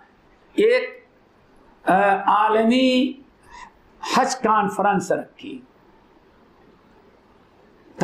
रखी और हिंदुस्तान से 3 जमातों को दावत दी गई। 3 जमातों को दावत दी गई। 3 जमातें हिंदुस्तान से दावत दी गई, आए इस कॉन्फ्रेंस में शामिल हो, अपना तबादले ख्याल करे और राय मशवरा दे। अल्हम्दुलिल्लाह 3 जमातें। नंबर 1 जमीयत उलमाए हिंद। जमीयत उलमाए हिंद की तरफ से मौलाना शब्बीर अहमद उस्मानी देवबंदी, मौलाना किफायतुल मुफ्ती किफायतुल मुफ्ती आदम, मुफ्ती किफायतुल्लाह देहलवी, मुफ्ती आदम और मौलाना सईद अहमद, ये 3 देवबंद के उलमा थे। और उलमाए अहले हदीस की तरफ से शेखुल इस्लाम मौलाना सनाउल्लाह अमरशरी के और अपने साथ मौलाना मोहम्मद साहब जूना गढ़ी रहमतुल्लाह अलैह को लेके गए और मौलाना अबुल कासिम साहब बनारसी, ये 3 गए। तीसरी जमात तहरीक खिलाफत, अली बिरादरान, मोहम्मद अली और जवाहर अली, ये लोग, ये 3 जमातें हिंदुस्तान से गई। और बड़ी अजीब व गरीब दास्तान और शेखुल इस्लाम का मकाम और मर्तबा करा देखें। जब ये वफ्द पहुंचा तीनों, तो मलिक अब्दुल अजीज से मुलाकात हुई, तो हर एक मुलाकात का चांस दिया और शेखुल इस्लाम को 4 मरतबा शाही दरबार में बुलाया मीटिंग करने के लिए। मौलाना सनाउल्लाह अमृतसरी को कितनी मरतबा? 4। और बहुत सारे लतीफ़े जितने दावत में आए हुए थे उस वक्त, सबसे मोटे सबसे मोटे और सबसे बड़ी दाढ़ी, सबसे घनी दाढ़ी मौलाना मोहम्मद साहब जूनागढ़ी की थी। सबसे मोटे भी थे, गोरे भी थे और दाढ़ी भी सबसे बड़ी। तो हम मलिक अब्दुल अजीज बहुत हैरान रहते, ये कौन आया हुआ समझ गए। तो बहरहाल लतीफ़ा ये हुआ कि जिस दिन वापस आ रहे थे तो मलिक अब्दुल अजीज ने मौलाना अमृतसरी को बुलाया, और बुलाने के बाद जब आने ने कहा कि वो लंबी दाढ़ी वाला मोटा आदमी कहाँ गया। यानी बड़ी हैरत थी, इतनी लंबी दाढ़ी, उतना सेहतमंद और बहुत सेहतमंद थे। पंजाब में पहली मरतबा उन्होंने तकरीर किया तो 3 कुर्सियां टूटी थी। कितनी? 3 कुर्सियां टूटी। तो इसीलिए उसी दिन से पंजाब के कॉन्फ्रेंस उनका लका पड़ गया खतीबुल हिंद। मौलाना सनाउल्लाह अमृतसरी रहमतुल्लाह अलैह और मौलाना मोहम्मद जूनागढ़ी जब कॉन्फ्रेंस में बैठे तो एक सवाल किया था, देखो हमारे मौलाना अमृतसरी का, इन्होंने कहा, और मौलाना मोहम्मद जूनागढ़ी थे, कहा कि हजरत आप अपने आप को किस इमाम की तरफ निस्बत करते हैं? हाँ? आप किस इमाम की तरफ निस्बत करते हैं? कहा कि इस हम सब के लिए इबरत है, हमारे यहाँ जो उधर दोगलापन आ गया ना, नहीं कुछ इसको भी, कुछ इसको भी, कुछ नमक भी चाहिए, कुछ मिर्च भी चाहिए, तो कुछ ले, ये कुल्लमा हब्बा, ये चक्करवादियों में आ गए। ये ऐसे जमात इतनी तरक्की नहीं की पूरी दुनिया के अंदर। मौलाना सनाउल्लाह अमृतसरी और मौलाना मोहम्मद साहब जूनागढ़ी ने पूछा कि आप किस इमाम तरफ निस्बत करते? ये बता दे रहा हूँ, यही बाजू में आपका कौकन है, एक साहब ने किताब लिखी, बड़े जोरदार अंदाज में बैठ करके, अल्लाह की कसम कहता हूँ सऊदी हुकूमत का मज़हब हम्बली मज़हब है, वो भी मुकल्लिद है, गैर मुकल्लिद नहीं है। सुना होगा। हाँ हाँ, और बड़े रुस्तम बन रहे थे। मेरे भाई सुन लो, इससे पहले और कई वाक़यात ऐसे, एक मौलाना अब्दुल्ला साहब पंजाबी, तो वहाँ भी जाके भिड़ गए थे दरबार में, लेकिन उनकी दास्तान नहीं कहती। ये मौलाना अमृतसरी मोहम्मद जूनागढ़ी, ये आप बताएं कि किसकी तरफ निस्बत करते हैं? कहते हैं देखो निस्बत वगैरह छोड़ो, हमारा मसलक किताब व सुन्नत है, हमारी हुकूमत की बुनियाद किताब व सुन्नत पर है। कहा फिर हम्बली क्यों कहते? कहा जब कहीं किसी मसले में किताब व सुन्नत नहीं मिलती तो हम हम्बली मज़हब को गैर इमामों के मज़हब पर क्या दे देते हैं? तरजीह देते हैं। बात हो गई ना, माशाअल्लाह। फिर मौलाना सनाउल्लाह अमृतसरी ने पूछा, ये बहुत इबरतनाक चीज़ है दोस्तों, शेखुल इस्लाम की जिंदगी का ये जुमला याद रखना दोस्तों, और उम्मीद करते हैं कि हमारे सारे भाई इस पर अमल करेंगे और अपने असलाफ के तर्ज अमल को अपनाएंगे। क्या कहा आप बताएं? अच्छा, हम्बली निस्बत ये कोई मसलहत है, ऐसे मामूली चीज़ है कि कोई शरई निस्बत? अल्लाह अकबर, क्या ये शरई निस्बत है कि हम्बली बनना जरूरी है? नहीं नहीं, ये सब बेकार से चीजें हैं। इस्लाम में सिर्फ मोहम्मद की निस्बत है, किसी और की निस्बत जायज नहीं समझता मैं। किसकी? अब आगे सुना, वो भी तो बड़े निकले हुए थे। क्या? ये भी तो अहले हदीस ही आलिम के शागिर्द थे। कौन? मलिक अब्दुल अजीज, ये भी तो अहले हदीस आलिम के शागिर्द थे। मौलाना अब्दुल रहीम गजनवी, मौलाना अब्दुल रहीम गजनवी, ये दो भाई थे कोयत में, वहां बिजनेस करते थे। और मलिक अब्दुल अजीज और इनके बाप मुल्क बदर थे। वहां एक दिन ऐसे गुजर रहे थे तो देखा कि कोयत एक मस्जिद में कोई दर्स दे रहा है। निकले तो हमारे बर्र सगीर के अहले हदीस आलिम के दर्स दे रहे थे। बाप बेटे को बहुत अच्छा लगा, ये नहीं बताया कि मैं सऊदिया का भगाया हुआ बना लिया हूं, मैं बादशाह हूं। सुने, बाप बेटे से बड़ा अच्छा दर्स है, तो कोई सल्फी लग रहा है। पूछा तो कोई दर्स साल भर बाप मलिक अब्दुल अजीज और इनके बाप सऊदी नहीं छोड़ा। तो इनको तो मालूम था कि अहले हदीसियत हिंदुस्तान में कितनी पुख्ता मनहज की है। दुआ करो फिर ऐसे पुख्तगी आ जाए हमारे मनहज में, हम भी आ गए। ला इलाहा इल्लल्लाह ला, ये भी चलता है, वो भी चलता है, ऊपर का भी चलता है, नीचे सब चलता है। क्या कहा कि बताइए ये शरई है कि कोई मसलहत है? कहा अल्लाह की कसम शरई निस्बत नहीं है, ये क्या है? ये मसलहत। तो शेखुल इस्लाम मैदान में कहा हजरत यही हम में और आप में फर्क है, ये है कमाल, हम में और आप में यही फर्क है। अगर हम भी आपकी तरह मसलहत अपना लेते तो शायद हिंदुस्तान में हमारा कोई दुश्मन बाकी न रहता। यही ऐब है हमारे अंदर की, कहते हैं कि नहीं शरई निस्बत से मुहस्सलब की तरफ हो सकती है और किसी उम्मती की तरफ नहीं हो सकती। बहरहाल ऐसा जुमला था मलिक अब्दुल अजीज के दिल पर लगा और उन्हें एतराफ़ करे नहीं, ये हम लोगों को कोताहियाँ होती हैं, मसलहत पर सबको ले सोचना पड़ता है, वरना हमारा कोई शरई निस्बत नहीं है, बस एक तारुफी और मसलहती है।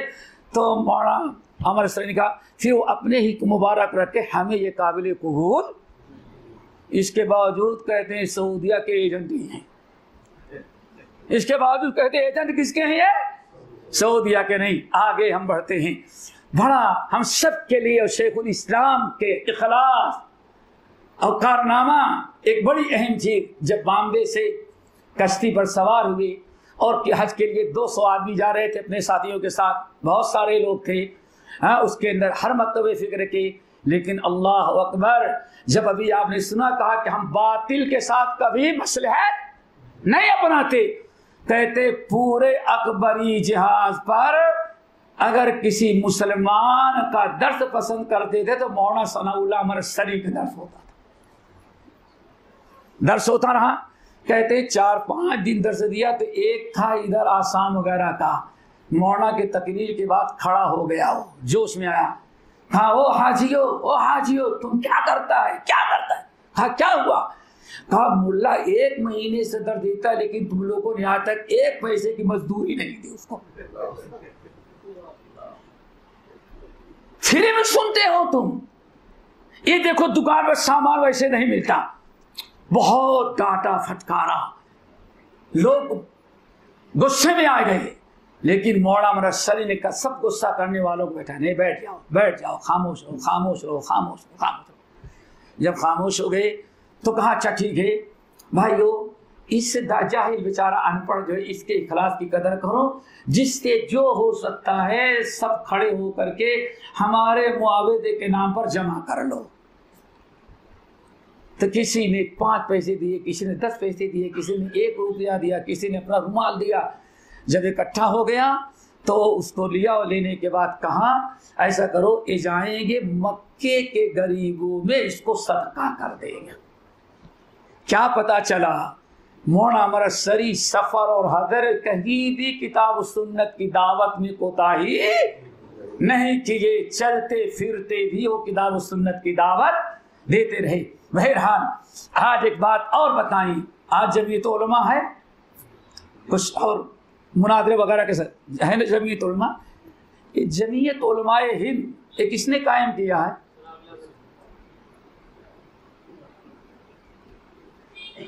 किसने कायम किया? सबसे पहले मौलाना अमर शरीफ रहमतुल्लाह अलैह की इस्लामी सियासत को आज सियासी इस्लाम लोग चाहते हैं, और यही फर्क है, मौलाना इस्लामी सियासत चाहते थे और आज मुसलमान क्या चाहते हैं? सियासी इस्लाम। यही फर्क है।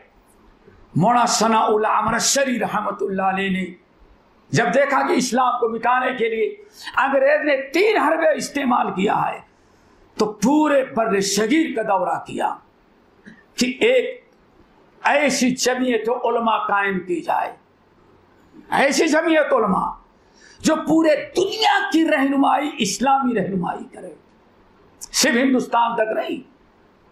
इसके लिए पूरे हिंदुस्तान का दौरा किया, और जब सारे लोग राजी हो गए तो भी जरा सुनो, जब जिस दिन ये जमात बन रही थी, सबको दावत दी गई थी, सदर इजलास और इस्तिकबालिया पढ़ने वाले कौन थे? मौलाना सनाउल्लाह अमर शरीफ रहमतुल्लाह अलैह। गोया कि ये जमीयत उलमाए हिंद, इसके भी असल बानी कौन है? मौलाना सनाउल्लाह अमर शरीफ रहमतुल्लाह अलैह। इसी पर बस नहीं, सदर कौन बने? चाहते तो खुद बनते, सदर कौन बने? इन्होंने कहा, मैं तजवीज़ पेश करता हूं कि ये मौलाना किफ़ायतुल्लाह मुफ्ती साहब है, ये जमीयत उलमा के पहले सदर होंगे। ये तवादु इनके सारी लिल्लाहियत थी कि भाई ठीक है, उनकी तादाद ज़्यादा है, अहनाफ की, सदर उनका बन जाए। कोई ओहदा लेने के लिए तैयार नहीं हुई और एक अरसे तक काम करते रही। लेकिन जब ऑल इंडिया अहले हदीस कॉन्फ्रेंस कायम हुई और कायम हो जाने के बाद देखा कि ये जमात जमीयत उलमा हिंद के जिम्मेदार, इनमें से अक्सर जो है काम जमीयत उलमा मुस्लिम इस्लाम के करने के बजाय ये काम किसका कर रहे हैं? कांग्रेस का। इस जमीयत का क्या मकसद था? जमीयत उलमा का इस्लाम का तहफ़्फ़ुज़, मसाजिद, मदारिस, मसाइल, इस्लाम के खिलाफ कोई भी बात हो उसका जवाब कौन देगा? जिम्मेदारी जमीयत उलमा पर। अल्हम्दुलिल्लाह चलती रही। और ताज्जुब की बात है कि आज कितना सौतेलापन। आखिरी सदर कौन थे जमीयत उलमा की? हाँ, इनसे पहले, उनसे पहले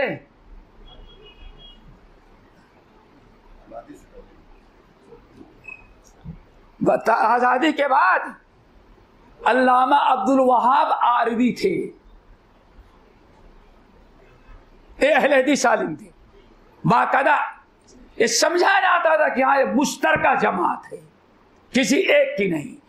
लेकिन जब मौलाना अमर शरीफ रहमतुल्लाह ने देखा कि ये अब जमीयत हमने बनाया किसी और काम के पेश नज़र, लेकिन ये काम कर रहे हैं कांग्रेस का, तो मौलाना अमर शरीफ रहमतुल्लाह अलैह ने मसलहतन इस जमात को छोड़ करके मुल्क की आज़ादी और कामयाबी के लिए किसका रास्ता अपनाया?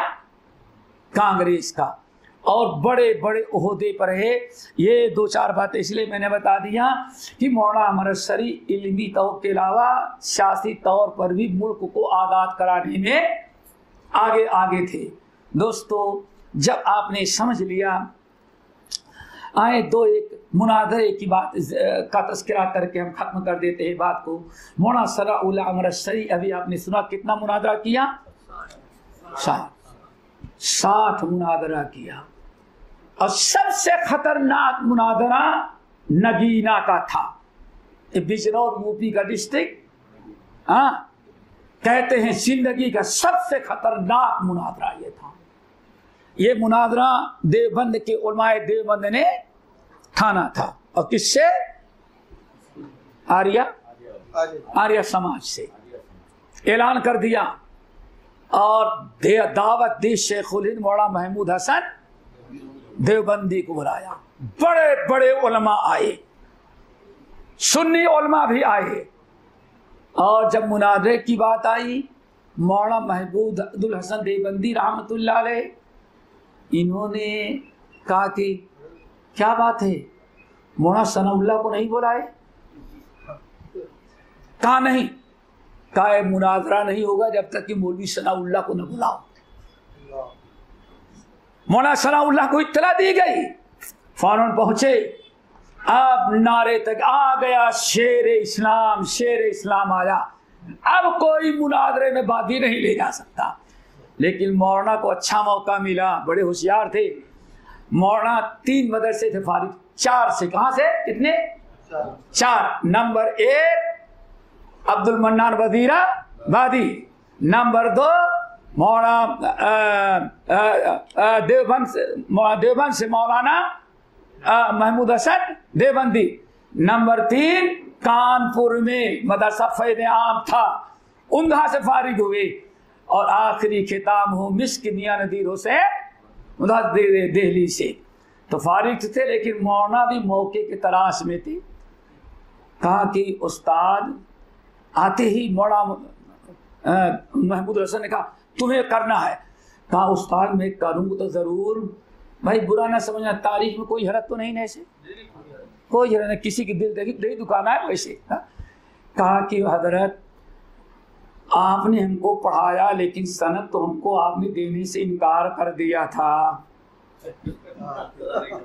जब पता चल गया कि गैर मुकल्लिद का गैर मुकल्लिद को हम नहीं देंगे, तो उस्ताद अब बताएं, अब मैं मुनाजरे के लिए खड़ा हुआ, अगर ये जालिम लोग कहें कहाँ का फारिग है तो मैं क्या बताऊंगा। अब ऐसी गाड़ी फंसी, नहीं अभी देता हूँ। अब फौरन तेज रफ्तार सवारी उस जमाने के जो देखा, और देवबंद शहादा मिला करके दे, कहा अब मैं दिखा दूंगा। यानी इतना ताज्जुब था। लेकिन मौलाना ने मुनाजरे के लिए बोला था, उन्होंने ठाना था, लेकिन जरूरत किसकी पड़ी? आए।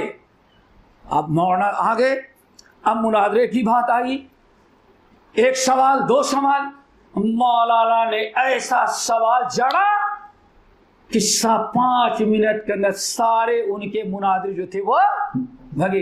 कहते पहला मुनाजरा था जिसमें 50 मुर्तद हो जाने वाले मुसलमान उसी वक्त कलमा पढ़ के दोबारा इस्लाम में दाखिल हो गए, और तकरीबन 1 दर्जन गैर मुस्लिम इस्लाम की हक्कानियत को समझ करके उसी जगह खड़े होकर कलमा पढ़ के लाल हम मुसलमान होते हैं।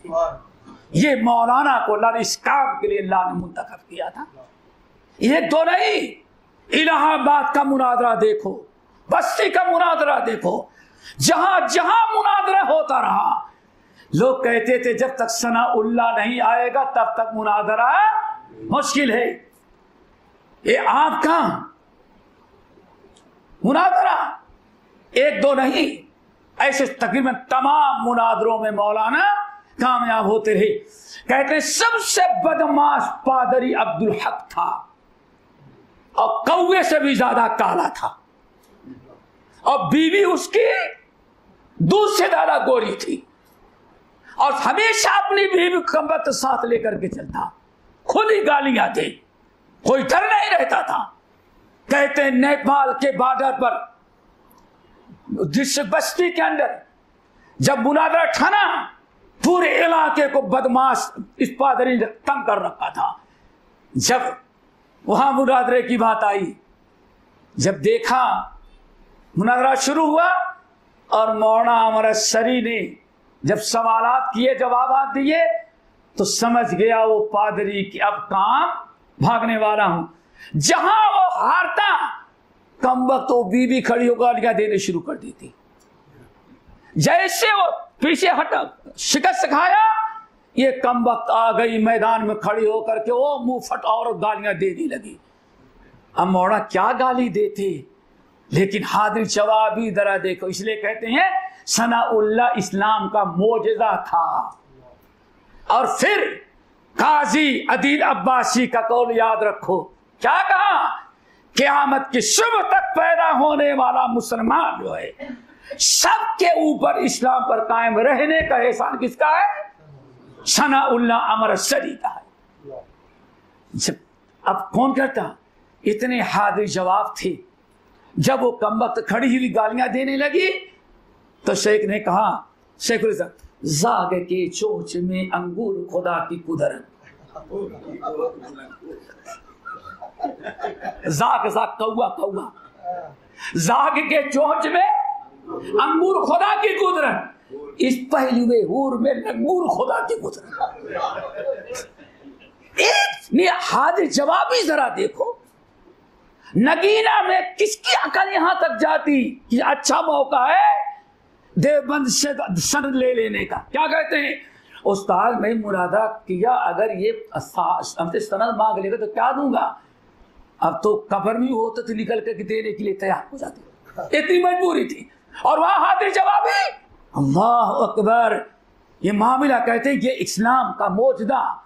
हाँ ठीक, तो कहने लगे अशार पढ़े कि इजाग के चोच में अंगूर खुदा की कुदरत, कौआ काला है समझ गया, जाग के चोच में अंगूर खुदा की कुदरत, ये भी अल्लाह की कुदरत है कि काले कौए को अंगूर मिला है।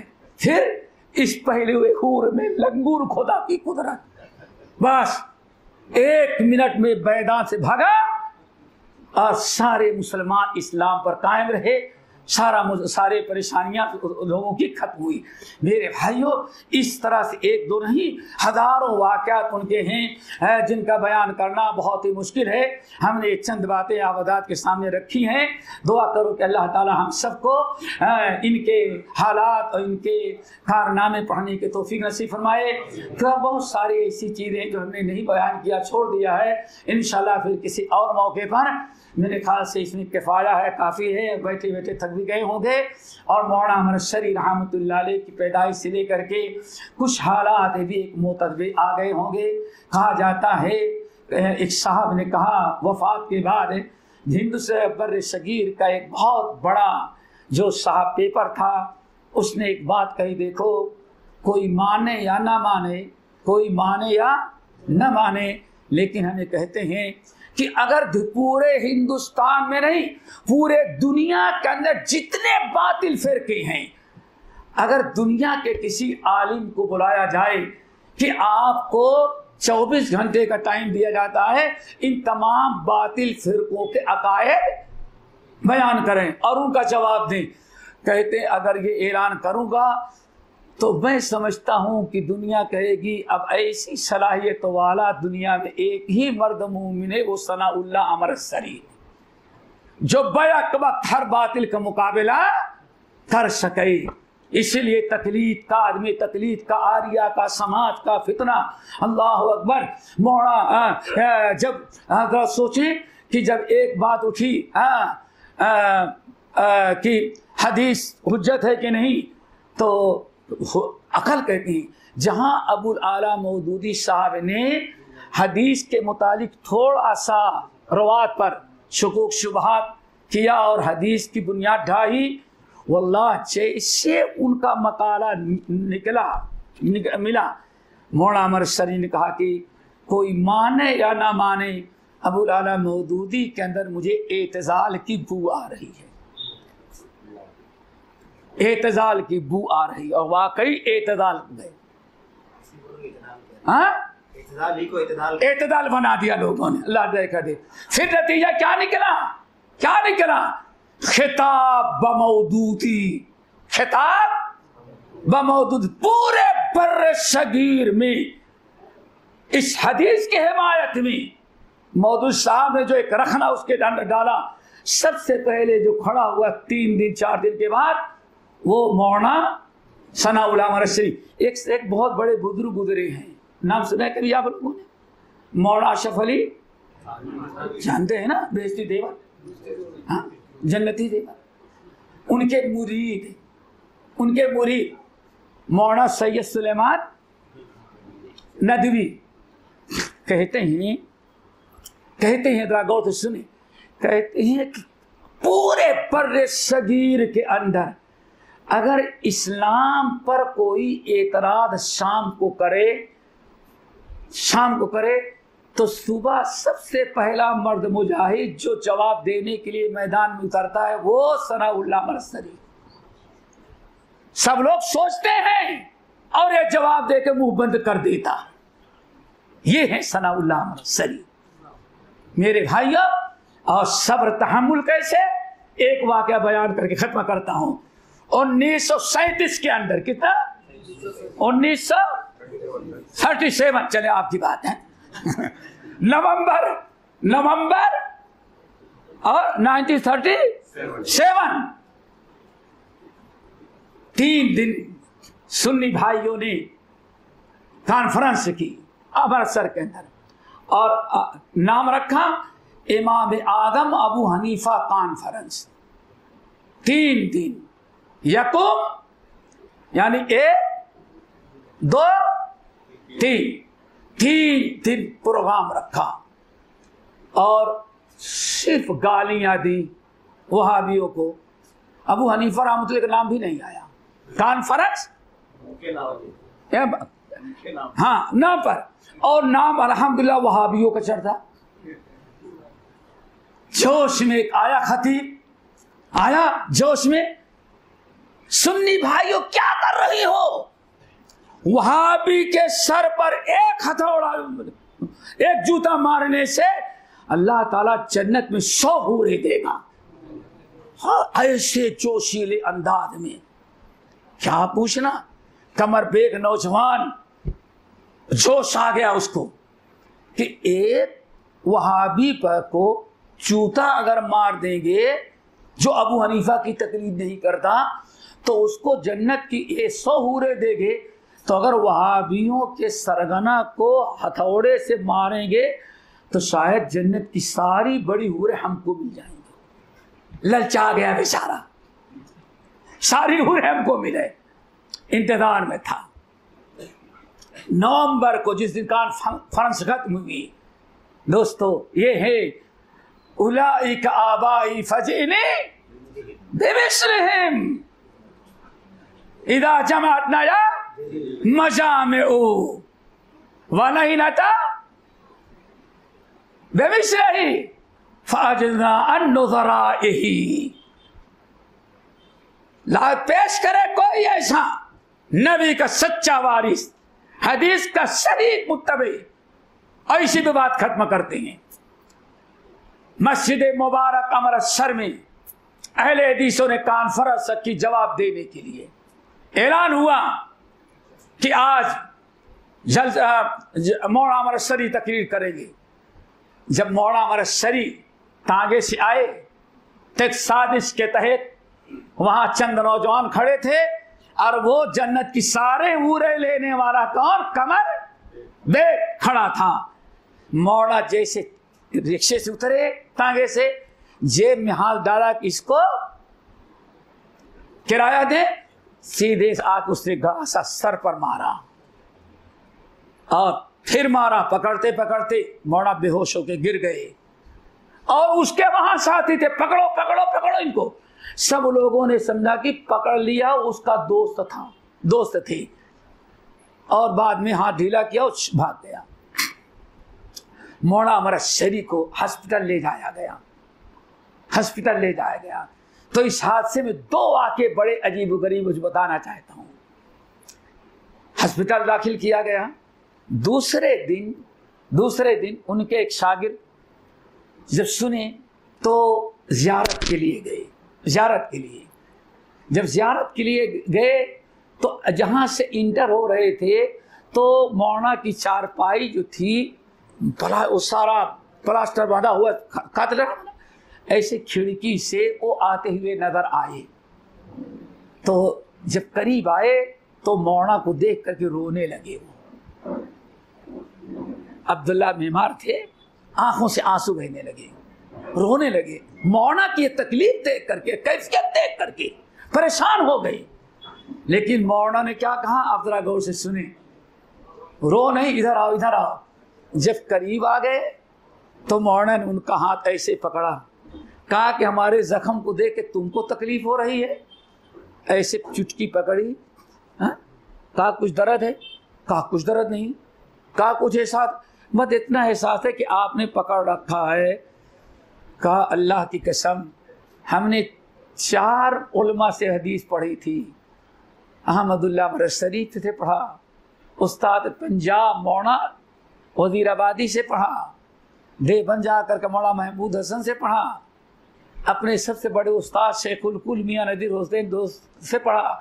लेकिन वो हदीस आज तक समझ में नहीं आती थी कि अल्लाह रसूल शहीद को दुश्मनान इस्लाम कत्ल करते हैं तो चींटी जिसको काट ले, चींटी के काटने से भी कम तकलीफ, जितना चींटी काटने के चुटकी लेने से एहसास होता है, इतनी भी तकलीफ शहीद को नहीं होती।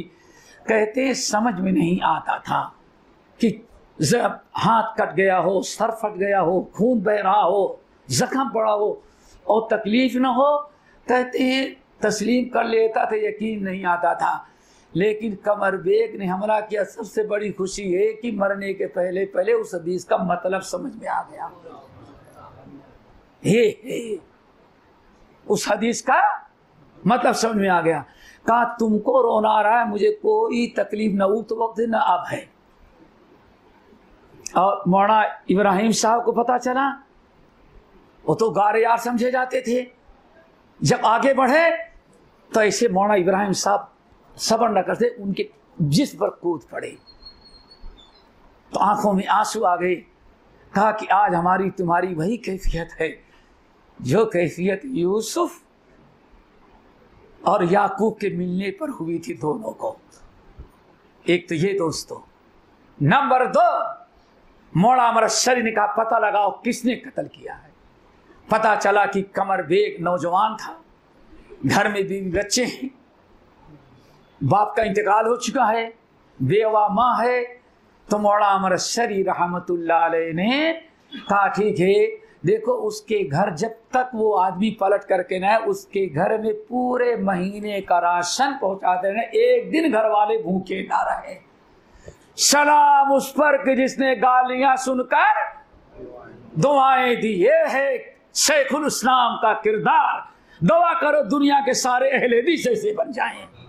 ये है मौला मरशरी का किरदार। मेरे भाइयों, ये अजीब से मिसाल है। खुदिल अफ़वा वअमुर बिल उर्फ वअरिद अनिल जाहिलीन। इंतकाम लेना काम नहीं। और तकरीबन 2 साल के बाद कलकत्ता से पकड़ा गया। इस असना मौलाना का इंतकाल हो गया था, लेकिन जब पलट करके आया मौलाना ने माफ कर दिया था। तो कहते हैं उसको जब पता चला और पूछा कहाँ से, तो पता चला कि सफेद पहले एक आदमी आता था, बाद में एक सफेद बूढ़ा आता और सारा खर्चा दे के जाता। उस कबर ने पूछना शुरू किया था, पता गया जिसको तुमने कत्ल करना चाहा तो वही सनाउल्लाह अमरसरी तुम्हारे घर में तुम्हारी माँ, तुम्हारे बच्चे, तुम्हारे बीवी को अपने हाथों से राशन तकसीम करता था। कहते हैं उसके बाद से जिंदगी में वो नौजवान कोई ऐसा दिन नागा नहीं रहा जो गायब, ऐसा दिन नहीं गुजरा कि रोजाना सबसे पहले मौलाना मरशरी के कब्र पर जाकर दुआ करता, उसके बाद दुनिया के सारे काम करता था। मेरे भाई ये है अल्हम्दुलिल्लाह। फिर चलते चलते आखिर में उसने मुबाहला की दावत दे दिया। किसने? कादियानी ने। मिर्जा क्या कर दिया? मुबाहले की दावत मौलाना मरशरी ने कबूल कर लिया। और बाज़ हमारे सलफ कहते थे कि जब मौलाना मरशरी को उसने मुबाहला जानते ना, अल्लाह इसने तंग कर रखा है सनाउल्लाह ने, हम दोनों में जो हक पर है उसको बाकी रखे और बातिल पर जो है उसको पूरी मौत दे। कहते जैसे पेपर में शाये हुआ, सुनते ही मौलाना मरशरी ने कबूल कर लिया। और मौलाना इब्राहिम साहब सियालकोटी जो उनके घारियार थे, उन्होंने 2 रकात नमाज पढ़ी। कहा अल्लाह अगर मौली सनाउल्लाह की उम्र बदबख्त मिर्जा से कम है तो ऐसा कर मेरी ज़िंदगी दे के उम्र को बढ़ा दे, सनाउल्लाह की ज़िंदगी बढ़ा दे ताकि बातिल को पनपने का मौका ना मिले। बहरहाल दुआ मांगी, साल ही भर में सब खत्म हो गया। और मौलाना मरशरी उसके बाद भी तकरीबन 40 साल जिंदा रहे और कादियानियत की कमर तोड़ते रहे। आखिर में लक़ब मिल गया सनाउल्लाह फातिह कादियान। अल्लाह ताला से दुआ करो। मैंने पहले भी कहा तो लंबा हो जाएगा, उसकी मुश्किल आखिरकार मकसूद भाई को इशारा करना पड़ गया। समझ गए ना, समझ गए। ये एक दिन की बात नहीं है, इसमें बहुत सारी बातें मैंने छोड़ दी है। 2-4-10 मुनाज़रात और आते मौत और कुछ कारनामे इंशाअल्लाह फिर किसी और मौके पर। अक़ूलु क़ौली हाज़ा व अस्तग़फ़िरुल्लाह मिन कुल्लि ज़ंबिन व अतूबु इलैह।